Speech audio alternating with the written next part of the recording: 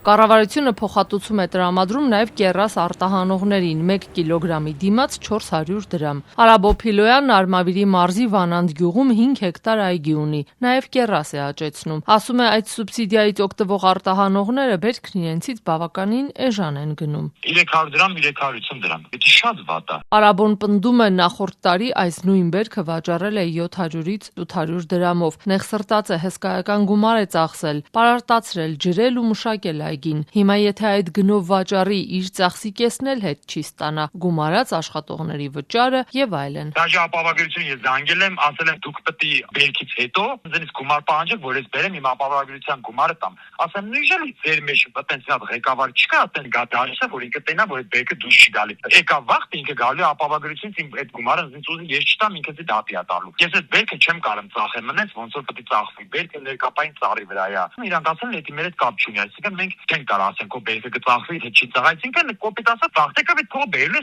տղաջան։ Արաբոփիլոյանն Ազատությանն ասում է, բերքի մի մասը ծառերի վրա է, չի քաղում, որովհետև չի կարողանում վաճառել։ Եթե նախորդ տարի այս ժամանակահատվածում կեռասն արդեն մի քանի հազար կիլոներով էր վաճառած լինում, ապա հիմա դեռ 200-ից 300 կիլոգրամ է հասցրել վաճառել։ Հիմնականում տեղական ջրի գործարաններից մեկն է գնել, բայց ոչ ամբողջ ծավալով։ Այդ գինը խոսքի իմ դաշտի մեջ ասվել է, որ ես էլ այդ գնով, ասենք, որ պետք է դնեի նորմալ ակուրատնի քաղե, որ այդ աբրակը ֆուրի մեջ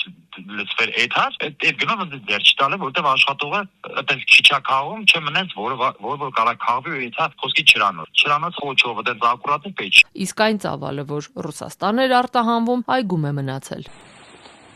Այս էլ սև գիլազնա, այսինքն հիմնական մայիսյանն է, հա, էլ մայիսյան գիլազն է։ Ասենք նաև որ ստեղ ոչ պայլու բան կա, ոչ էլ այս աբրակը вообще-то քաղվել է, չի քաղվել։ Ու նայ ոնց է փչանում ինքը։ Սևնում թորմշում է։ Չրի նման է դառնում ծառի վրա։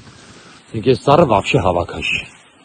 Ռուսական սահմանափակումներից հետո կառավարությունը գործարկել է արտահանողներին աջակցող 4 ծրագիր։ Սուբսիդիա են ստանում դեպի Եվրամիության երկրներ, Մեծ Բրիտանիա, Հյուսիսային Իռլանդիա եւ Կանադա արտահանող կամ վերարտահանող ընկերությունները, մինչև հուլիսի 1-ը աջակցություն կտրամադրի նաեւ մրգի, բանջարեղենի, հանքային ջրի, կոնյակի եւ գինու արտահանողներին։ Առանձին ծրագրեր նախատեսված են նաեւ ջերմատնային տնտեսությունների համար։ Էկոնոմիկայի նախարար Գևորգ Պապոյանի տվյալներով հունիսի 19-ից 21-ը Հայաստանից արտահանվել է 154 տոննա կեռաս։ Աջակցության նոր ծրագիր կա նաև ինտենսիվ այգիներ հիմնած ֆերմերների համար, որոշ շահառուների դեպքում վարկի մարման ժամկետը կերկարաձգվի 1 տարով, իսկ վարկի վճարումները հնարավոր կլինի սկսել եւս 1 տարի ուշ։ Եթե այգի է, որը արդեն իսկ մեկ անգամ գոնե բերք է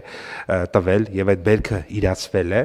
եւ արտոնյալ ժամկետը ավարտվել է, ապա մենք այգետիրոջը ասում ենք, որ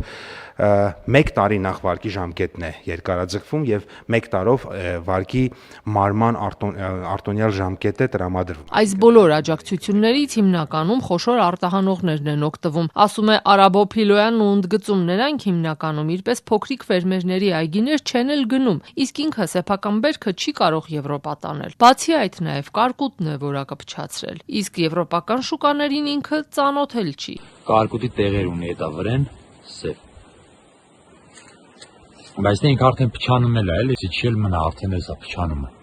Տեղական շուկաներում ըստ նրա այդ ծավալը չի էլ վաճառվում։ Գնորդների պես ինքն էլ է զայրանում։ Երբ իրենցից էժան գնաց բերքը, վերավաճառողները շուկաներում մի քանի անգամ թանկ են վաճառում։ Ես պետությունը պետք է այդ ամեն ինչը կոնտրոլան, ոչ մեկ չի նայում այդ ամեն ինչը, ոչ մեկ կոնտրոլ չի անում։ Վանանդցի Արաբոն 5 հեկտարանոց այգում կեռասից բացի նաև ծիրան է աճեցնում։ Արդեն գիտի, նույնը նաև ծիրանի դեպքում է լինելու։ Հիմա պետությունը եթե ինքը մտածում է, որ ինքը սուբսիդը տվել է արտահանողներին ու հանգիստ նստելա, որ գյուղացիքի համար լավ է ներկապային, ես դա կարող եմ ասեմ, որ 99%-ը սխալ է։